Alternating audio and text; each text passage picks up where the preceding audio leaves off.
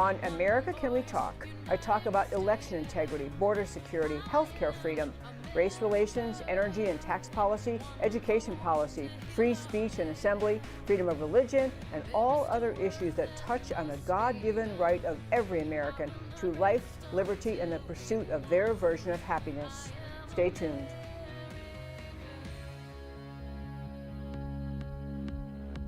You preach your tolerance, but lecture me. Is there no end to your own hypocrisy? Your God is power, you have no shame. Your only interest is political gain. You hide your eyes and refuse to listen.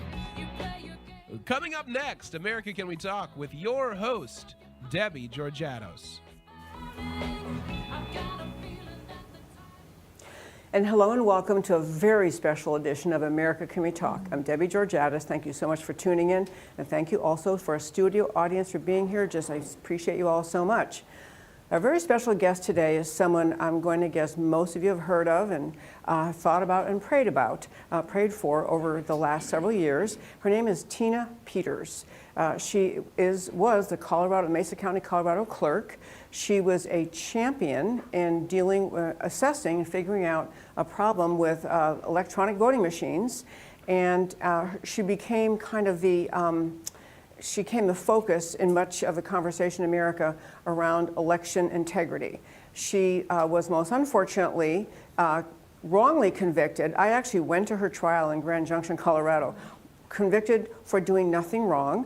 In my opinion, that's not her words, my words. But she was released very recently, a lot of pressure from President Trump, but basically over what she did in the course of that event and during the trial and still today, she speaks up for the integrity of America's elections. She's a national hero, very, very wrongly convicted. And so I want to please welcome to the show, Tina Peters.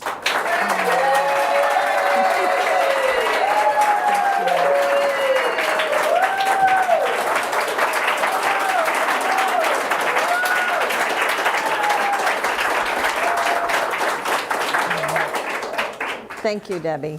You're so welcome. Thank you. And also for our audience just listening online or wherever you're listening to this, you couldn't see, but the audience was standing up. Honestly, Tina Peters is just a national treasure, and I'm so grateful that she was available to join us today in America Can We Talk. As many of you know, election integrity is one of the main topics I talk about on this show over and over and over, because without election integrity, you don't have a country, you don't have America with the consent of the governed, you don't have we the people as the sovereign. So it is among the most important issues facing America. So, Tina, first of all, welcome to our show again. You haven't been here in a few years. It's been a couple years. I've been busy. I've been a little predisposed. Unavailable? Yeah. That's right. Yeah. Well, actually, remembering, you joined me on the show when the issue first arose, and then when you were in Grand Junction, Colorado, and during your trial, we did a little, I don't know if it was your show or my show, or probably both of our shows, we did a little recording in your home. And honestly, you have just had astounding grace and poise dealing with what you went through. So anyway, I'm glad you're back, I'm glad you're free, and you look great. Thank okay, you. So for our listeners who don't know, and for the audience as well, the trial that involved your election integrity claims, the trial was the summer of 2024, and you were convicted by a jury in August of that year and sentenced to 9 years in prison. Outrageous. I mean, there are murderers who get less. 9 years in prison by Judge Matthew Barrett, and you served 606 days, which is something I apologize on behalf of America that you ever had to go through that. But I want to go back to just spend the briefest amount of time about what happened as you Mesa County clerk, which was you were in charge of the elections. I'm just going to run through it this way. Okay. What you accomplished in getting a forensic image inside the voting machines. Did you change any votes? No. Could you tell who voted how? No. Did you dig in? Did you make any changes as to when votes occurred or how they voted? Any manipulation of the data? No. There was no personal identifying information. They call it PII. This was only about what the machine looked like before the Secretary of State and the vendor came in to do their trusted build, and then after they left, the changes that they made to the system. So it's kind of like lifting up the hood, taking a look at the car, or just it's taking a picture. Yes, which was required by law. So to keep those election records required by law, federally it has to be 22 months, and in Colorado 25 months. Unfortunately, the clerks are not taught to completely back up the records, which are required. They're told and instructed by the vendor, Dominion Voting Systems, this is how you do it. There's a song like that. This is how you do it. Okay. Anyway, I've gotten a good sense of humor. I've been through a lot. you have been through a lot, and it was good to laugh about silly things too. It is really good to do that. So I wanted to make that introductory quick segment just to make the point that for people who don't, because there are a lot of ugly headlines, ugly journalists, and I know you. I know from the times we've been together, from I've interviewed you and been out in your home in Colorado, that you are a person of high integrity, and I think it matters a lot that people understand that. And understand that nothing that you were doing was actually impacting the integrity of an election at all. Okay, so Colorado came after you. And I do want to, maybe it's a good time to do that, this quick piece of it too. So forensic images taken inside the machines and compare. Now this is the election management server. So this is the actual, just so people understand, this is not dealing with the people. This is concerning the logs and the information about the tabulators, how the votes are counted, how you get to the final result, and that sort of thing. The mechanisms of how the machine, which, to be honest with you, there's enough software in voting machines to send, I had an attorney tell me this, to send a rocket to the moon. So, and they should just be counters, just plain counters that count the ovals, but they're much more than that. Yeah, they are. Actually, it's a good moment to tell everyone here in the audience and listening. So last night here in Dallas, there was a presentation of the film, a documentary film called Kill Chain. And it's basically a film made back when the Democrats used to complain about electronic voting machines. But Kill Chain, if you haven't ever watched it, you should watch it. Kill Chain recounts essentially great concerns about the vulnerability of electronic voting machines raised and being talked about during the documentary by Democrats, quite amazingly. Anyway, so that Kill Chain was shown, and then there's also a gentleman here in Dallas named Russ Ramsland, who is just an extraordinary expert on election integrity, and he presented after the documentary last night, after Kill Chain, he presented just reams of data. He has, honestly, I was trying to take pictures of the screens because it was so much data, but running through essentially the vulnerability of electronic voting machines. And he points out there are many phases or points in the process where that's accessible. And part of what he's talking about is that components within the voting machines are made in China. That's right. What could go wrong there? And so, but I think I urge people, if you don't know all this, I'm going to schedule Russ to join me on the show again. He did a big presentation, I don't even know when it was, several years ago, but have people understand how electronic voting machines are still vulnerable, still have vulnerability, because I think it matters to understand. So now I want to get to the data, this very quick thing I want everyone to read, everyone in the country, but when you, the data, the forensic images, you sent off to 2 experts, and just so you know who these experts are, Jeffrey O'Donnell he's worked, full stack software, database developer, worked and consulted for numerous private sector companies, Rockwall. Anyway, he's a very, very, very trained and skilled person assessing this information. The other one is Dr. Walter Doherty, who's here in Texas, or he was, I think he's still in Texas, computer consultant, senior lecturer emeritus at Department of Computer Science Engineering at Texas A&M. So what I'm telling you is the images that were taken out of the machine were sent off to these 2 who produce reports. And these reports are available at Tina Peters' website, tinapeters.us, and they're called Mesa County Reports 1, 2, and 3. I just want to make one point about those, and then maybe we'll talk more about that. But now I want to get to what you're doing, all your great efforts, election integrity, and what people need to do to try to preserve our election integrity. But part of what these gentlemen discovered in studying these forensic images that you took was unauthorized creation of new election databases during early voting in the 2020 general election, October 2020. And then it goes on to talk about, in addition, ballots in 58 batches didn't have the right records. Same unauthorized creation of new election databases occurring in 2021, Grand Junction municipal election in March of 2021. There's much more. Obviously, these are 3 lengthy reports. But that summary information, which I'm encouraging, I'm going to put a slide up in a little while to show you how to read it. I would think if I were an official in any state, but certainly Colorado, I would want to know about that. So given after the reports were released, did anyone, to your knowledge, in Colorado ever tell you that their conclusions were inaccurate? No. As a matter of fact, when they found out that we had what I call the goods on the, I call them all criminals. So when I refer to them, they're all criminals because they should be in prison. But when that was released, what we uncovered, or when they knew that I had done a forensic image, all hell broke loose. And that's when I was brought here to Texas and had 24/7 armed security. I had found out that the reason they were in such a hurry to get me here was there was a SWAT team after me. You know, the Biden administration and and all the people like Obama and the deep state, and you know, I don't have to tell your listeners all the people that have been involved in all this, because I'm sure you have. They did not, excuse me, they did not like this information coming out. This had been such a long-held secret, and here it was, you know, and so that's why you see why they came down so hard on me. And I always say they would have been smarter, and we saw in Kill Chain last night where there was evidence of the machines that was brought to authorities, and it was silenced. No one did anything about it. They would have been smarter to just not have done anything, but instead they freaked out.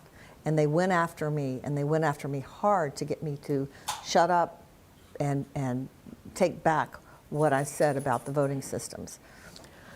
You know, we could spend the whole hour talking about just the unbelievably unjust treatment you've been the recipient of.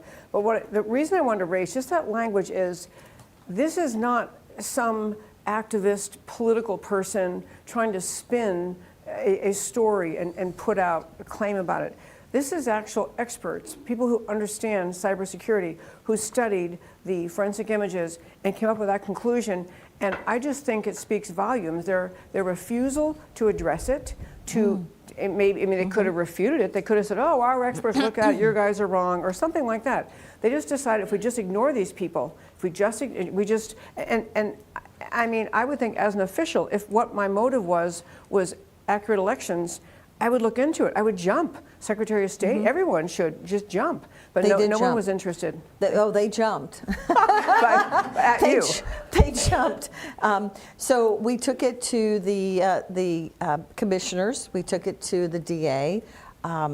And there's a letter on my website that you can read that of the actual letter that I sent to them about how these election machines were not secured. And a lot of people don't realize that I had worked a year before to get rid of the Dominion voting machines because of the vulnerabilities that I was hearing all across the country. And I was ready to pull the trigger and to do it in August, right before all this broke. And this is 2021. This is 2021. And instead, when I was whisked away and had 24/7 armed security for a month before the first report came out, it was. Sorry, there's somebody with their phone. Yes, whoever's phone. Try to silence it, if you would, please. But instead, they kept coming after me harder. That was in October.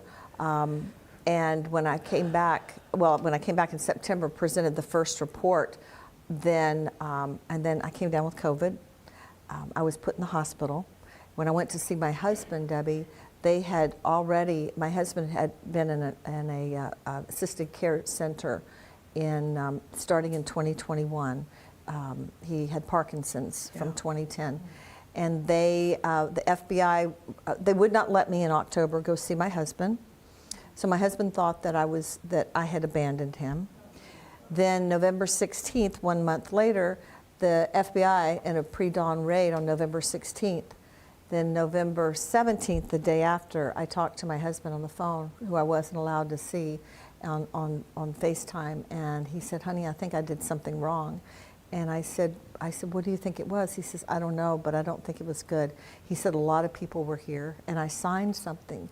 And so I didn't find out for a month later that he had signed a divorce decree.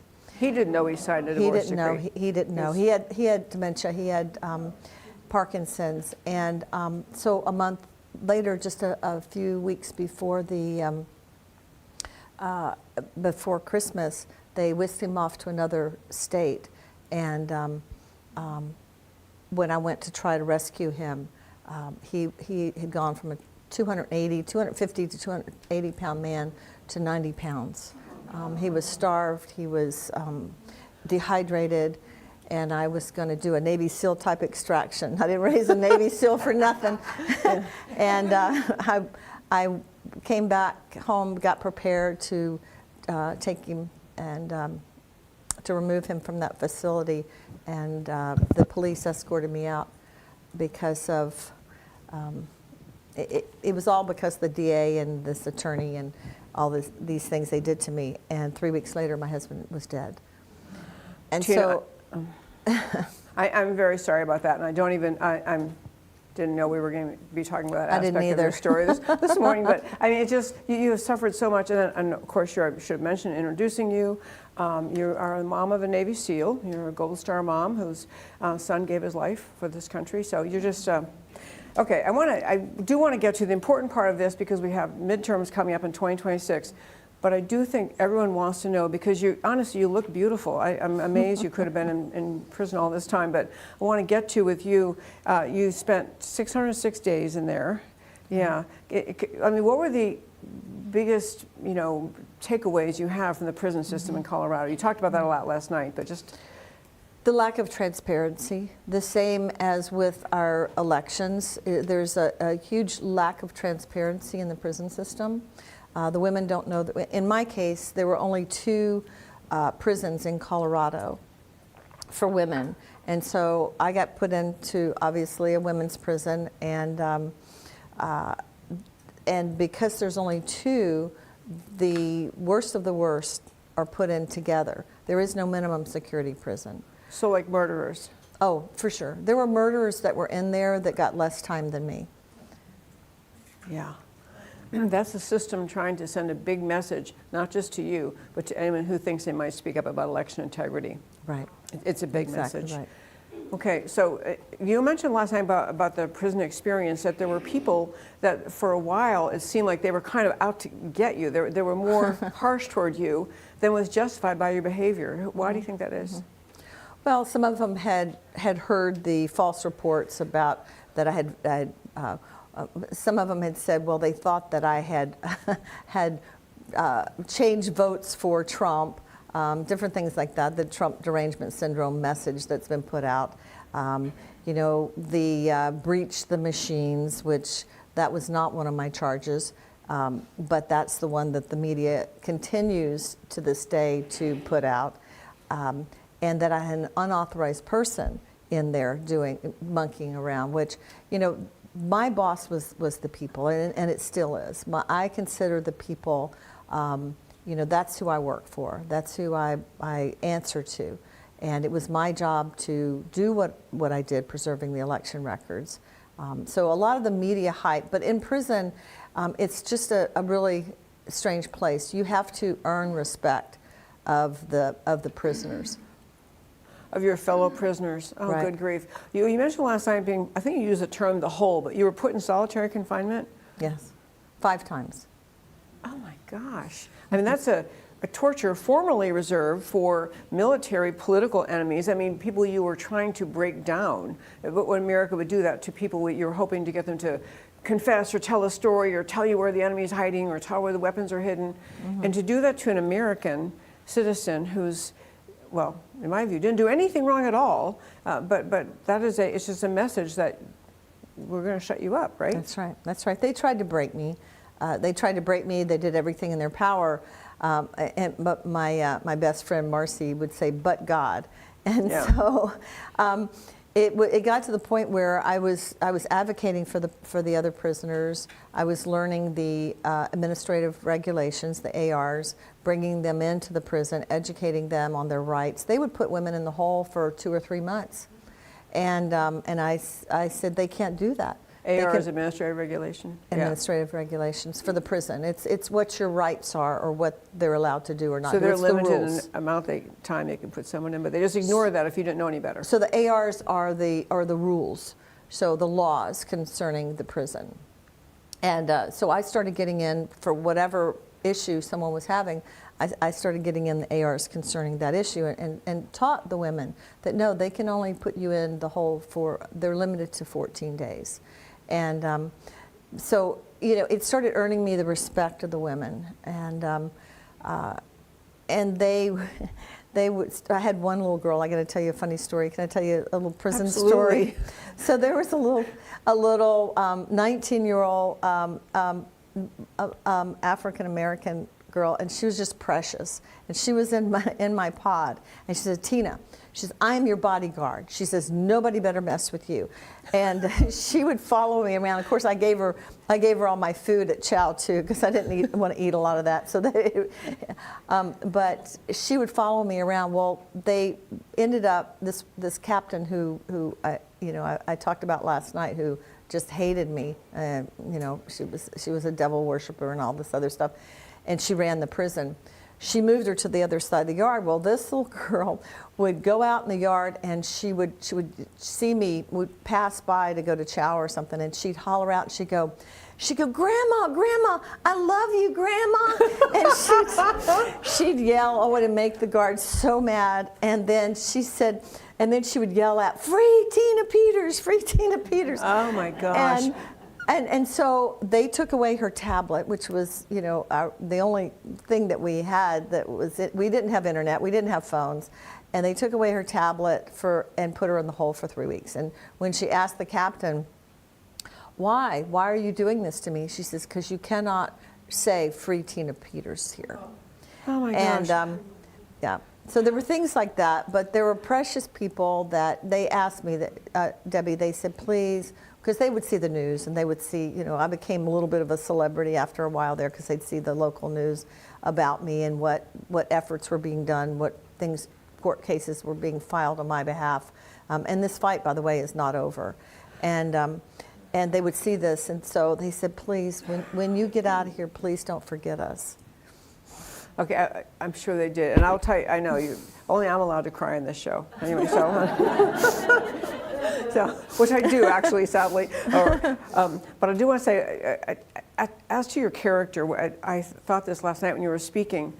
You went out of your way to try to make the proper reports, so the proper channels, so they would clean the black mold out of the showers. So there's some other disgusting lead paint. Lead paint. These are an old facility.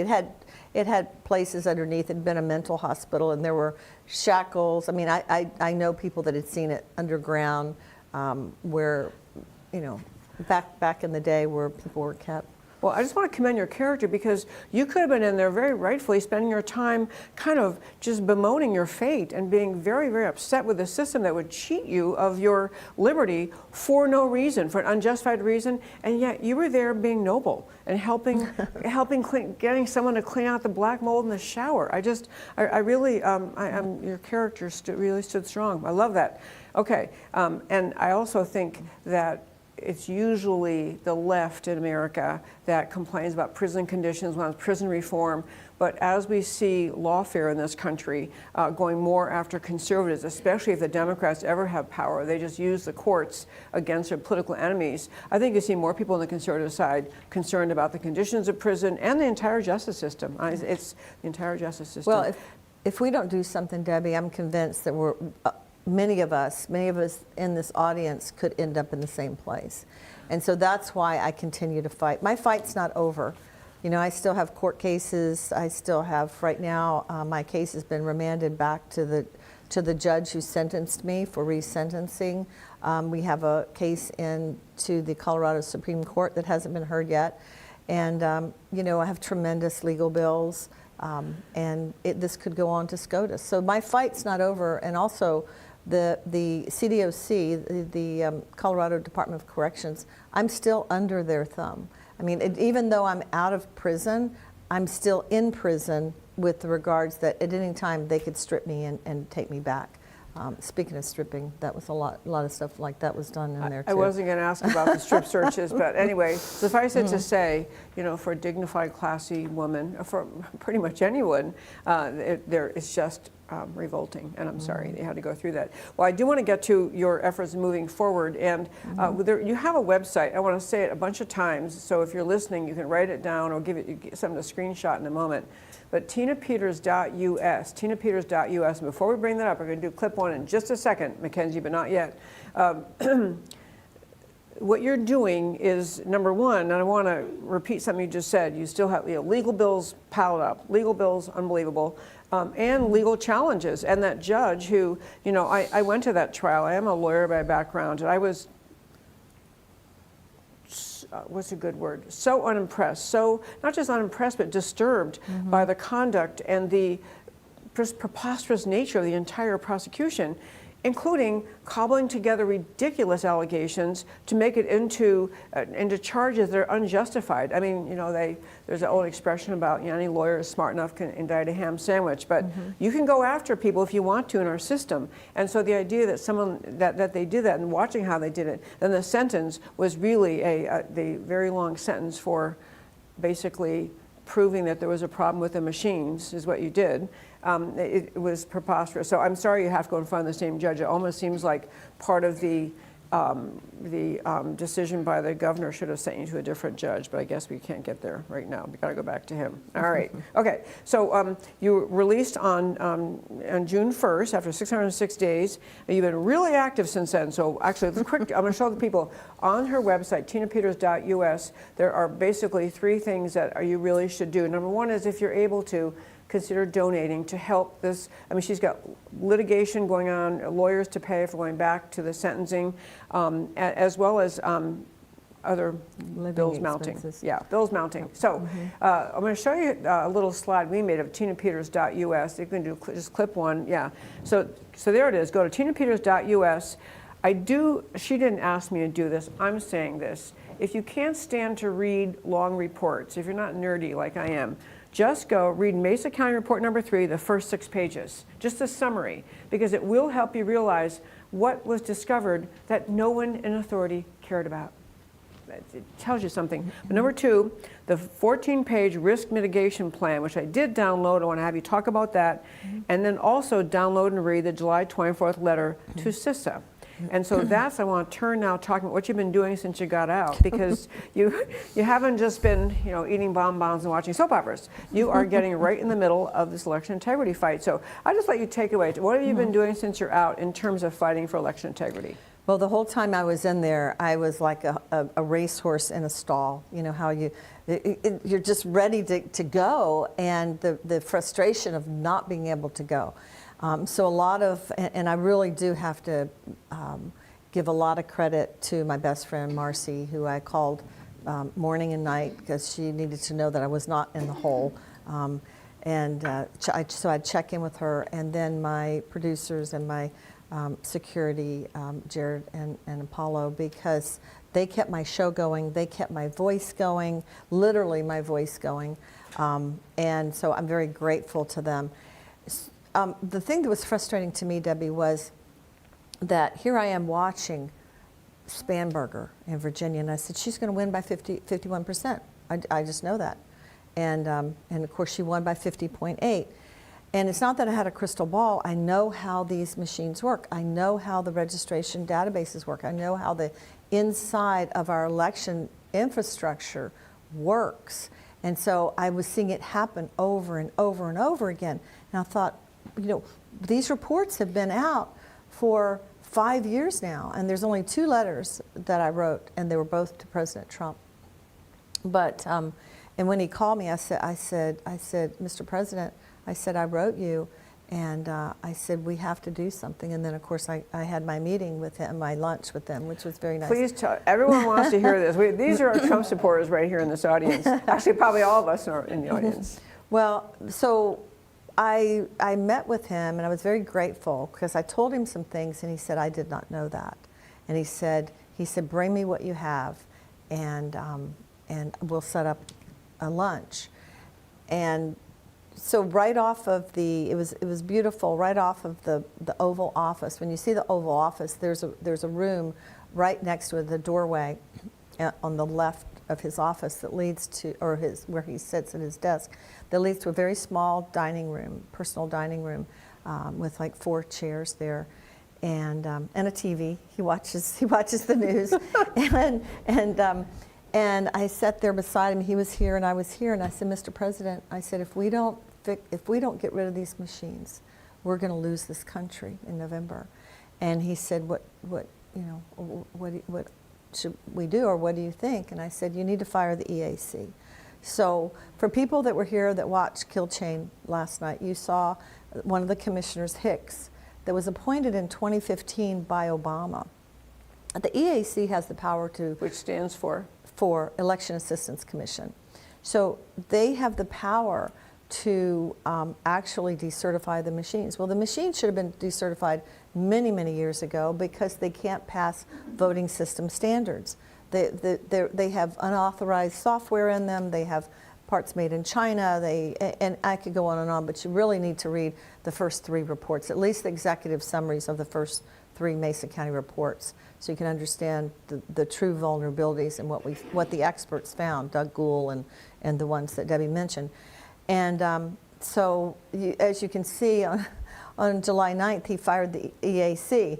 Well, but the thing of it is the Senate needs to reinstate commissioners. The president can nominate the EAC. It has to be 2 Republicans. It's a 4-person member commissioners, 2 Republicans, 2 Democrats. Well, there was 2 Democrats, Hicks was one of them, and 1 Republican. He fired the 2 Democrats and gave the Republican a chance to resign. Tina, why did you focus in on EAC? What had they done or not done? So, well, because they have the authority to decertify the machines. They can actually do that, but they're put in place. They have to have at least a 3-person vote to do it. And of course, with 2 Democrats and 1 Republican, and the other Republican had resigned. The important thing about that too is they were installed, Hicks was installed in 2015 by Obama, and they're supposed to be limited to 2 4-year terms. Yeah. Well, anybody that can do math can tell that this guy stayed on way longer than he was really supposed to. So that's the important part. The other part is we talked to CISA and had a meeting with CISA. And CISA stands for? Okay, my brain's still oh, going. Sorry, you know what? I even wrote it in my notes. It's on my thing there. I look it up all the time. I know. It. It's okay. Somebody, CISA. It's CISA. It's Critical Infrastructure Security Agency. Sorry, within DHS, right? Yes, and so CISA, they have replaced the head of CISA last year and this year. So there are, and what they do is they make recommendations to the states on based on vulnerabilities, and you can tell from the president's speech that a lot has come out about the vulnerabilities of our election infrastructure. So I won't get into the solutions because we went into that last night, but I would encourage people to go to the website and look at, because I know a lot of you here, especially in Texas, have been working and had a lot of opposition to ballots, mail-in ballots, paper ballots, voter ID. We need to get the SAVE Act, but the SAVE Act is just the beginning. There's a lot of change that needs to happen. Yeah, so because I do maybe want to go into I want to go into the solutions you're suggesting, because I think these are really consequential. Part of what happens, your whole episode happens in Colorado. Problems with the machines exposed, nobody cares, nobody does anything. SAVE Act is a wonderful thing, but all it's really going to do is at least at the moment it's being implemented, it's going to clean up the voter rolls. It's going to say, you can't stay on there. You have to have, to register to vote, you have to have proof of citizenship. To vote, you have to have an ID, which is kindergarten level security. That's so basic, it shouldn't even be a discussion. And yet we can't get a Republican-controlled Senate to do it. There's that. But that's just about who's able to vote. It doesn't deal with the machines at all. So you honed in on the EAC and CISA, because in both cases, they could be doing something about decertifying. The EAC could be decertifying the machines. And this is what your story and so many others about the machines and what's come out, what Tulsi Gabbard put out, what so many officials put out, and yet electronic voting machines just stay there. They just don't. We just can't seem to muster up the backbone, the courage, the money, the whatever it takes. I think there's so much infiltration, so much corruption, Debbie, because if you think about it, if you have access to the votes, if you have access to the machines and the registration, every part of the elections to predetermine the outcome, and you put people in office that can do your will, the bad guys, that oh, we put you in office, you have to do this, then you can understand more of why the Senate, why the House of Representatives, why they're acting that way, even Republicans. And I can give you a lot of personal examples of people that I know or that I think are bad people that should be good people. I'm sure you know a lot as well. But so the foundation of our country is elections, free, fair, transparent elections, and there hasn't been free, fair, and transparent elections. And until we get that, we're not going to change this country. And that's why we have the open borders. That's why we have abortion. We have documentation. We had experts. I just met with a lot of experts in Washington, Andrew Appel, Ed Solomon. But these are people that are so intelligent. They're past the genius point, and they have figured out the algorithms. They've figured out the registration, the voter rolls, and like Russ was showing last night, how the same name, and I won't go into it because people need to watch his presentation, were voted for. And so until we get that cleaned up, we're not going to have it. And so that's what my fight is to make sure that we get rid of these evil people that are cheating our elections, and whether it's the machines, if you just do a background check into David Becker and his part with Obama and all of that, and he is an ERIC, Electronic Registration Information Center, and the registration. When I was running for Secretary of State, I was going to just wipe out you can't sweep a dirt floor, wipe out the voter rolls and say, if you want to vote, if you're really serious and you want to vote in this election, you need to go into your county clerk's office, show your ID, and have them register you, and do it every 2 years. Just keep wiping them. Yeah, that's one of my points about who's on the voter rolls. There's no reason that you can put your name in a voter roll and just remain on the voter rolls for years. In many other things, you have to re-register your car, re-register to get your license. Exactly. Whatever the number is going to be, every 2 or 4 years, get the duty, the pressure, the duty is of the citizen to re-register. And then that because that's right. Because all these folks in the cemeteries have a hard time. Plus, but the other thing, again, that just goes to the content of voter rolls. If you use this, and I do want to get a little bit into what Russ was talking about last night, Russ Ramsland, because he can show not just one example, one rare circumstance in some little isolated place, but example after example after example where, for example, they had a particular race was over numerous counties, and he showed data which, that whoever won, and then this other candidate got exactly whatever the number was, 161 votes in every county, like the exact number of votes repeated for this one guy over and over and over. And it's just, and so it is the content of voter rolls, but it's getting rid of the machines. So your advocacy to President Trump is we've got to work toward eliminating the machines. Is that correct? Eliminating the machines, all the above, really. And we can do it now. We don't have to wait. See, a lot of people believe, it's too late because they've slow rolled this out, and it's not too late.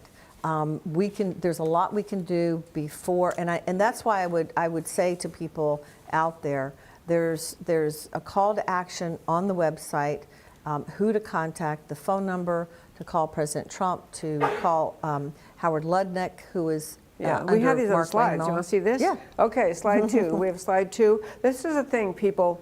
You know, you might, first of all, Tina, I love that you stayed in touch with President Trump. And he, by the way, to give him great credit, he advocated for you, spoke up for you. I mean, he couldn't pardon you because it was a state prosecution. He's a federal official, so he can't pardon that. But he spoke up for you over and over, as did Steve Bannon, as I did, as many did. It was preposterous what was happening to you. So, yeah, and so you're reaching out to President Trump was great, and him agreeing to meet with you in his busy schedule. And I know from other statements he's made, he knows the machines are problematic. But to get the system moving, to make a change is very, very challenging. So, what can you do to help? One is to contact the White House. I'll just read this in case you're only listening audibly and you don't have the video.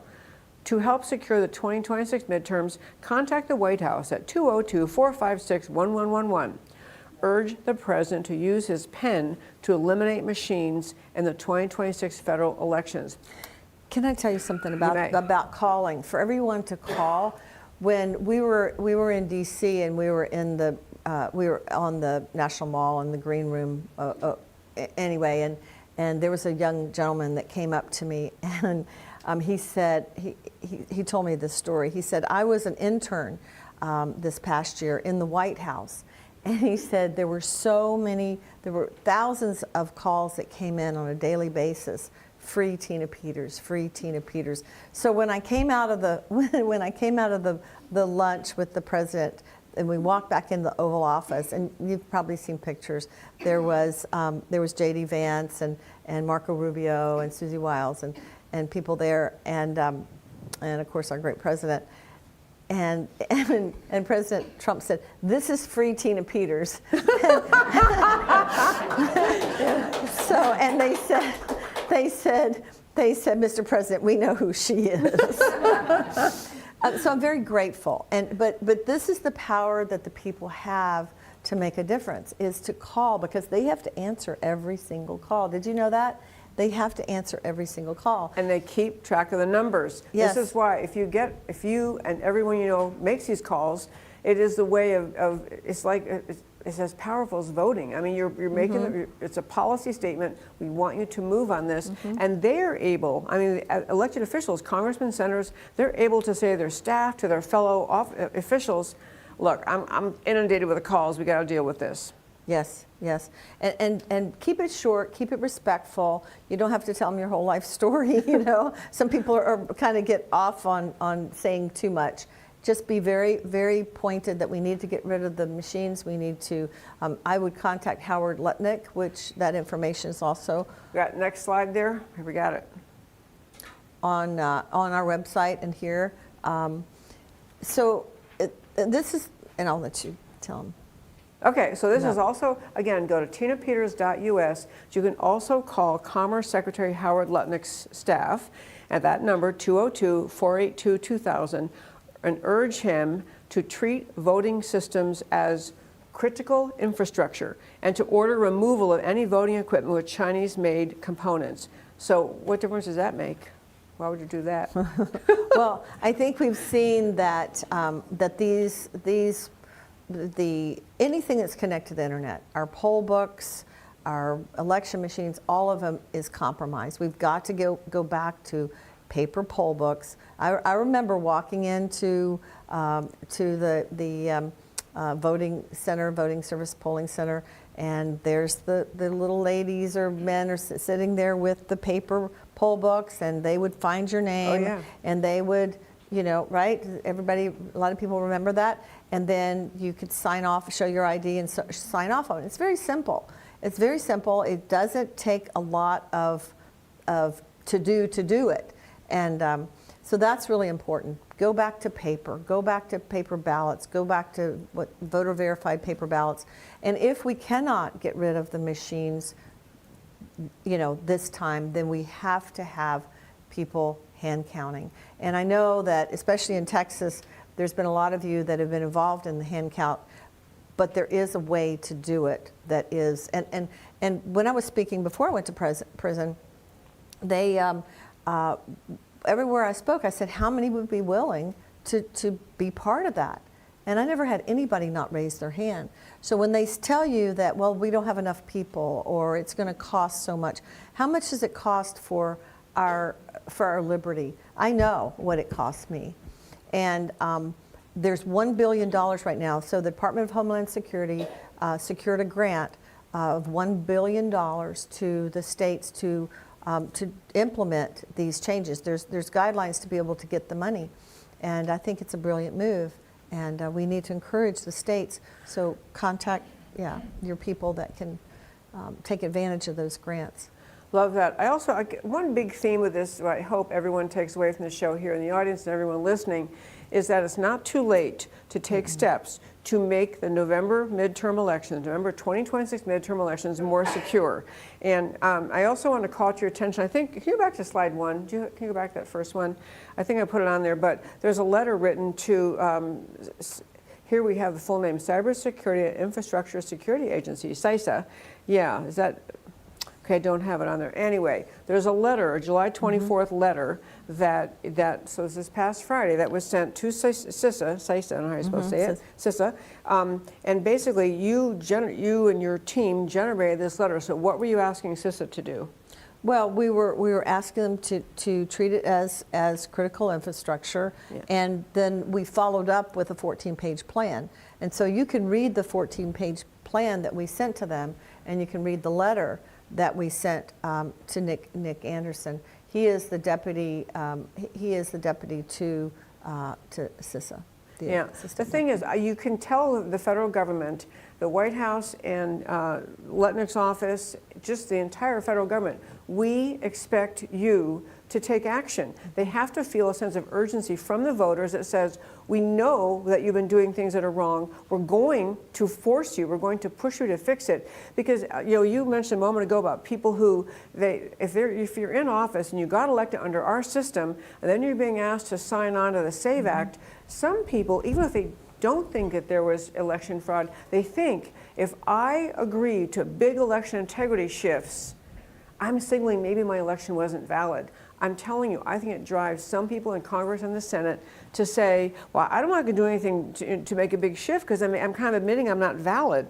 But I do also think that everyone in elected office, this is an obvious circular statement, but everyone in office got there because of the system we have. So to make changes to it is alarming, and or perhaps viewed as indicia of wrongdoing or uncertainty. The public needs to help the president see that we are on, and he wants to do it. President Trump has been talking about this. He's put executive orders out for a long time. He knows there's a problem. I love the idea of the people rising up to say, we want you to make this election November 2026 honest. We want you to do everything you can. So the first point you had up, the thing you said about calling the White House and use your pen, you're hoping the executive order will say just... Well, we have an executive order from last year. These executive orders need to be enforced, and we need to, when we make these calls and we contact the White House, we need to tell them that we want this done before November. We want this done before November, and I think that it's not something. You remember, as Republicans, we would always say, "Oh, we lost that one, but we'll do better next time." Oh, yeah. Right? Oh, we lost that one. Oh, we'll do better next time. We didn't have enough people out at the polling places. We always blamed ourselves, right, for losing. Well, it wasn't our fault. It wasn't your fault. It was the systems that were put in place to take our country. And they're very intent on taking down America, let's just face it.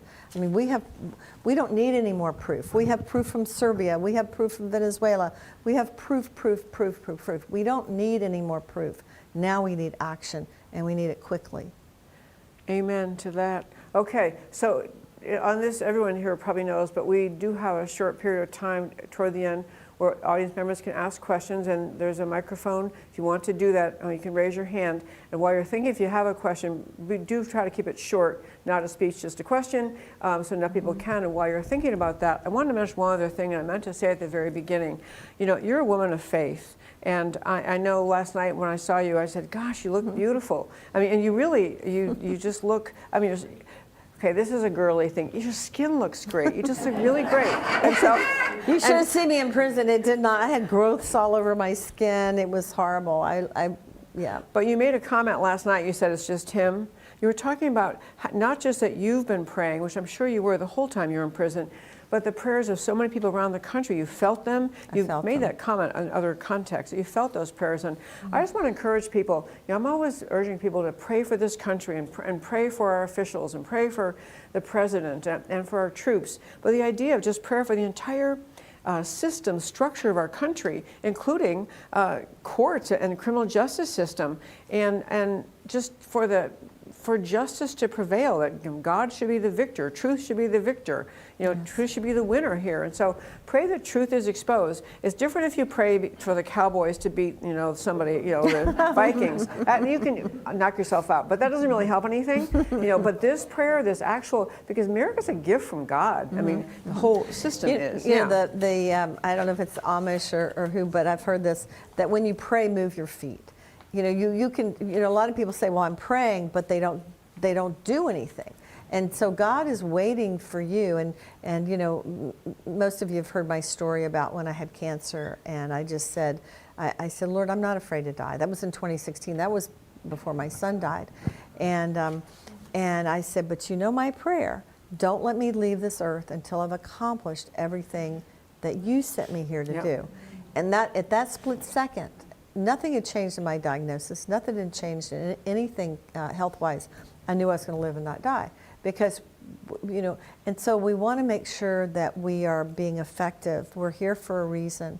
And, you know, I used to say it's not just like cows eating grass and then you die. You know, you have a purpose to be here. A God-given purpose. You do. Yeah. And I could...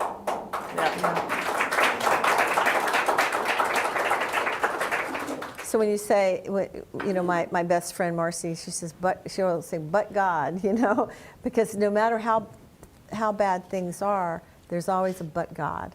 And right now He's calling each one of us to make a change. You know, He wouldn't be giving me the strength that He's given me, because this is not normal.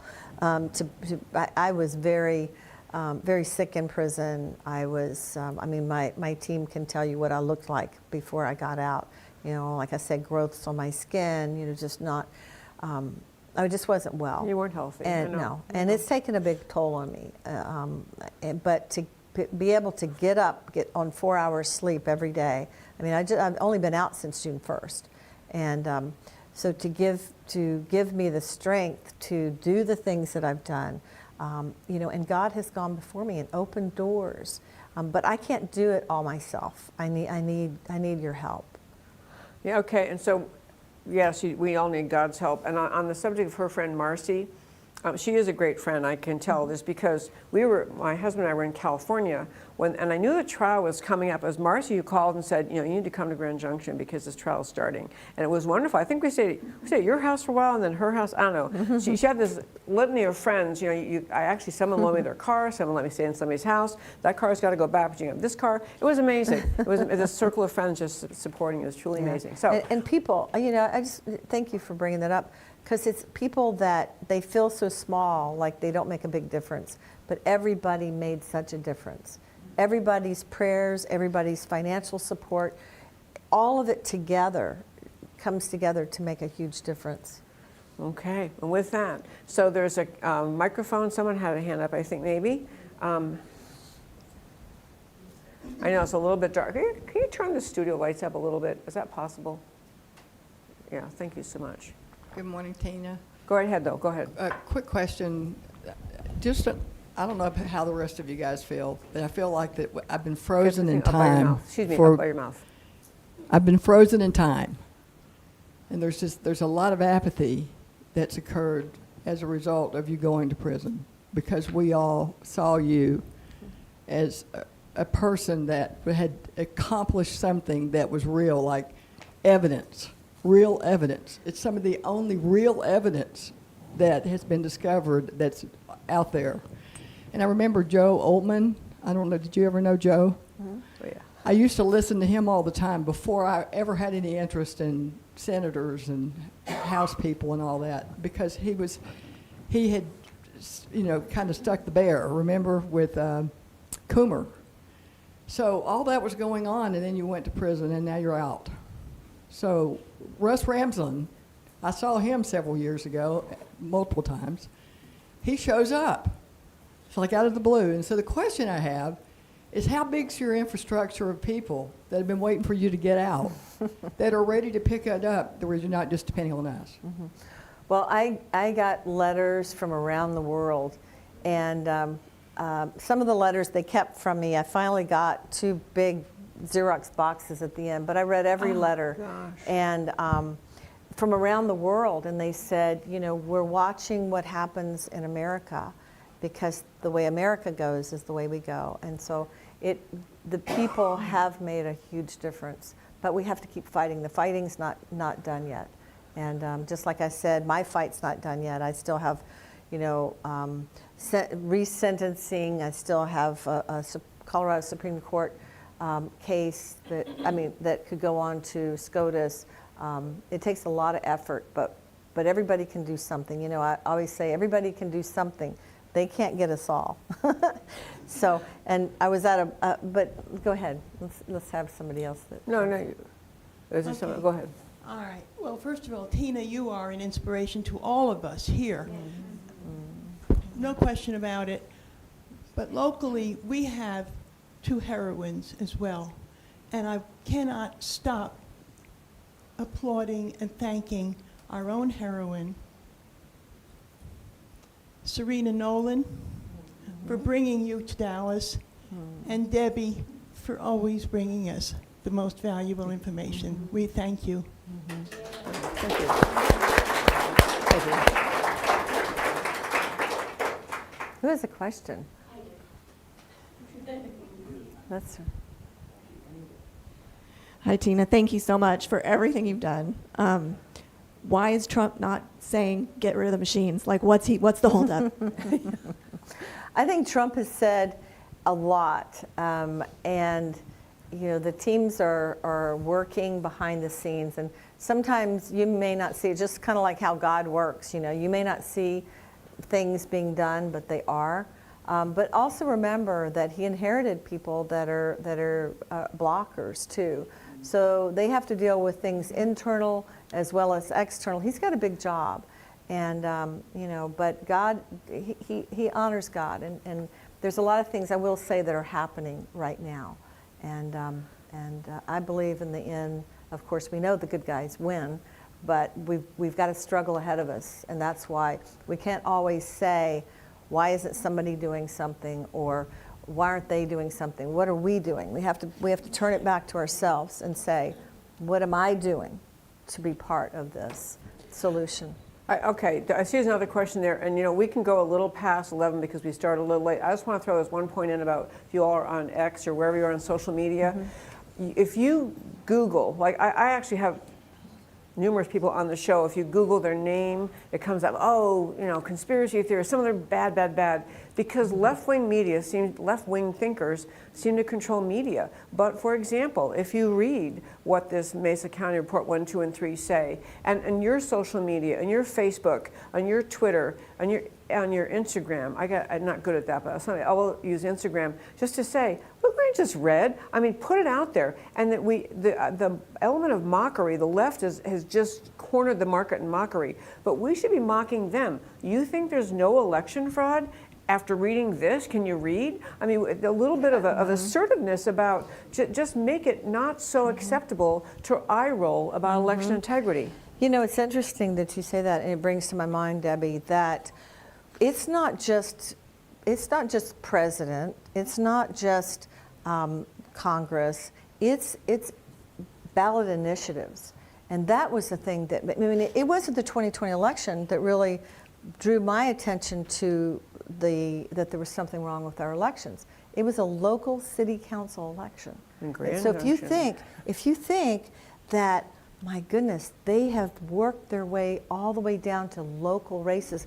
And I'll give you a good example. In Colorado, in Arapahoe County, we have all the proof. I mean, like I said, there's so much proof. Now they need to prove to us that they're not doing this. We flip the script here now. You know, we don't need to prove anymore. We've already done that. But we found in the CVRs, and my team has incredible resources, but that in Arapahoe County, that the Republicans voted to raise their taxes. Now, let me see a show of hands of how many out there that would vote to raise your property taxes. Is there anybody in here? I don't see any hands. Not a soul. But somehow, the Gallagher Amendment, which is the Gallagher Amendment in Colorado, is it's a limit on how much they can charge the citizens for property taxes. And so somehow that got repealed, and now they can charge anything they want to homeowners. Well, what do you think is going to happen to homeowners? They're going to lose their homes because they can't afford the property taxes. They may even own their home, but if you can't pay your property taxes, what happens? And that's a land grab. They're stealing from the American people. But that's what the machines are doing. That's what these fake voters that are voting are doing. Is they're approving abortion. They're approving the passage of marijuana. And so it's right down to your local races. I love that you're saying that. Ballot initiatives of every kind. If you can control the outcome and people can't see what you're doing, you can control the machines. You can make people think, wow, I guess all my neighbors love high taxes. They really want, because you can't, you just take as a given that what you're told the outcome really was. I love that you said that. Okay, another question right there, I think. Tina, you mentioned the importance of local elections. I met you quite a few years ago at a gathering of county sheriffs, and one of the words I heard... I got a warrant after that, you know. I really did. They saw me speaking in Las Vegas and put out a warrant. I had to leave that morning to go back to Colorado. I remember that. And one of the words I heard last night in the film repeatedly was the word democracy. And I'd like to hear your thoughts on, Justice Scalia called our county sheriffs the chief law enforcement officer, CLEO, of the county. Would you like to address the use of the word democracy versus constitutional republic? Yes, I would. So just remember, our sheriffs are also selected, right? Just like our DAs, just like our judges, and I use selected because that's the reality of what's going on.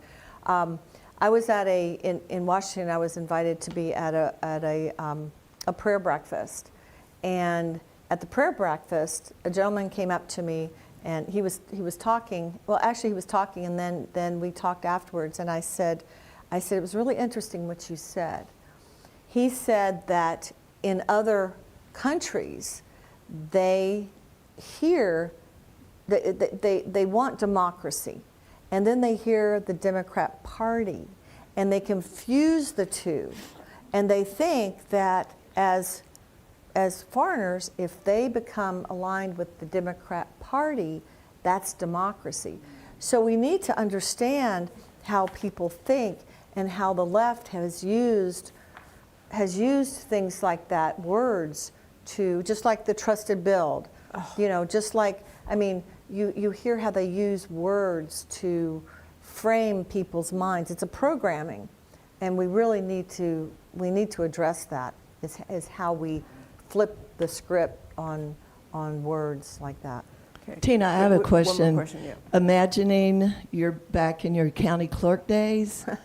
Not every county has a county clerk. We have election administrator, but as a county clerk or election administrator, let's imagine that you get this memo from the EAC that says, can't use the machines because they got Chinese parts, or an executive order that Trump might say, can't use the machines because I said so in the federal elections.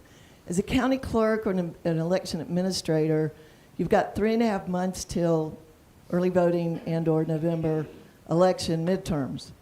What do you have to do to pull it off? You have to do hand counts. There's just no other way. If we keep the machines, and I know Texas has huge huge precincts, or what do you call them? Your Precincts Yeah. and counties, precincts and counties, And so you've got to figure out a way. Now, and that's in that 14-page memo to CISA. But here's what you can do. If we cannot physically get rid of the machines before November, then taking the preliminary count that comes from the machines, but not certifying the election until, and however long it takes, until finishing up the hand count. Then, if those two things don't meet, then you know. So it's a way, if you use that as your preliminary results, and then you have, I'm going to say it again, then you have an actual hand count, however long it takes to get it done, and then you have the certification. The thing of it is that a lot of the judges that are put in the place to certify the results are taking the word of an electronic device. Right. They can't actually see that, yes, we had a group of people, Democrat and Republican, that have checked this out. It's just like you would always check your bank ledger, right? You just, check, make sure everything is before you realize that it's valid. That's what we need. And if right now they're taking how many weeks to finish an election anyway, right? So could a county clerk or an election administrator say, oh, we don't have enough time to find enough locations, or locations that are big enough, or we can't get tables and chairs, They could. or we can't print the poll books, And you know or what I'd we say to can't them? recruit? Can I'd they say- say that, and do I we would have any yeah. recourse? I would say to them, what a loser. You were elected by me. You were elected by me, and I would get all of the citizens to force them to do that. We are your boss. When I didn't have any illusions about who my boss was. It wasn't Jenna Griswold, the Secretary of State. I was elected by the people. And I always knew, even when the reason I ran was not to fix elections, because I didn't know there was anything wrong with them back then. I went to fix the motor vehicle department that had a waiting room filled before the waiting room that was filled before they could see. So they were taking 3.5 hours just to get up to the counter. And I said, as a business owner, I know how to fix that. I can fix it, and I did. And I would tell my employees, I said, and I got rid of quite a few of them, well, a few of them, not, because of this. I said, those people that come in the door are paying your salary. And so you need to be nice to them. I said, you don't know whether a widow is coming in that just lost her husband that has to change over some documents, or you have a person that had to go get a babysitter that can't even afford to pay their registration today, but they're paying a babysitter. I mean, you don't know I would tell my employees, you don't know what these people are going through. And that's the point, is, in answer to your question, is that the elected clerks are violating law if they are allowing these totals to be certified, and if they're not backing up their machines, and the citizens need to hold them to a standard. That's who they serve. Okay, we're a little bit past time. I just want to take a moment to say a couple of things. Number one is, Tina Peters, again, I want to tell you, it's incredible. You are just very recently out of jail in Colorado, and I mean, for all the physical discomfort, you not only look great, but you're strong, you're in the fight, and I just want to commend you so much, and for what you did when you're in prison, advocating for your fellow inmates, and even who were actually bad guys, bad girls. And so I just really commend you for all the character you've shown and your bravery. So I just want to thank you so very much for joining me today. Thank you for coming here today. Thank you. Thank you, Debbie.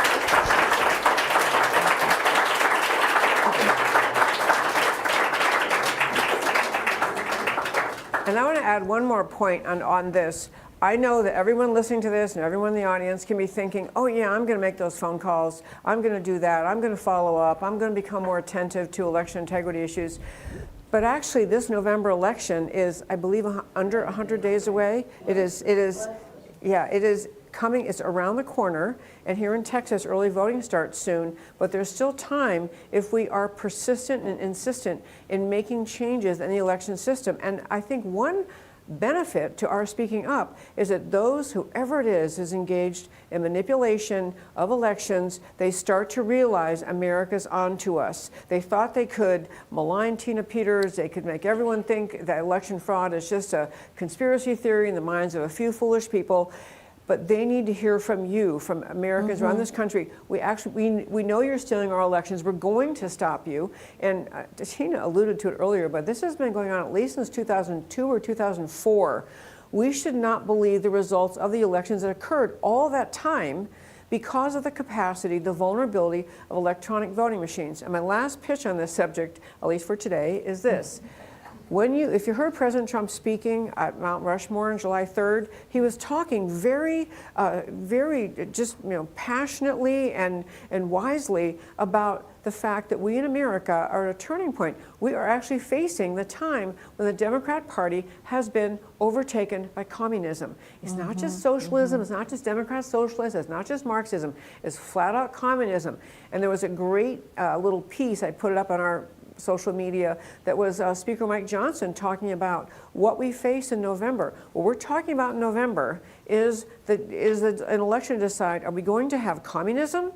Are we going to, talk about just the course of human history, America going down to communism in 2026, which is what's on the ballot, versus America as intended, as created, America the free, the strong, the great, that honors the Constitution and honors the Declaration, honors the rule of law. It's that serious. So I'm adding the last point to say, if you're thinking of blowing off but making those phone calls, please don't. Make the calls, get involved, volunteer and help in your elections, and really push your local officials, your state reps. I will tell you, Texas state reps on the R side of the aisle, when I invited them last night to come to that a showing of Kill Chain and to hear Russ Ramsland, to hear Tina Peters, I actually got replies, I think we already cleaned all this up in Texas, so we're fine. Seriously, Republicans in our legislature think that. Put their names out there. Put their names out there, and everybody needs to contact them. Yes, actually, I'll put their names out after. I will, but not at this very moment. But I'm telling you, I got replies like that. These people need to hear from you because they think they can hide behind, well, we'll reduce the number of days it takes, or we whatever they did. Nipping around the edges of the problem, not solving it. Is that serious, my friends? There is a need for the Texas legislature, House and Senate, and your congressmen to realize we're on to this problem. We're not going to shut up until you fix it. And with that, again, Tina Peters, thank you so much for very much for joining us. Love having you. Okay.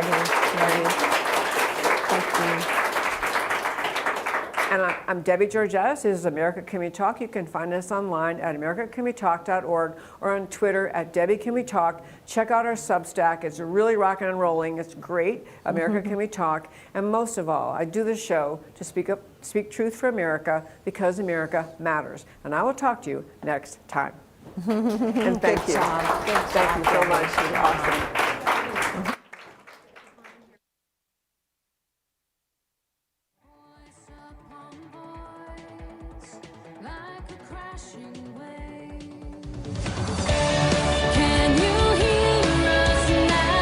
America, Can We Talk? Truth about America. Can you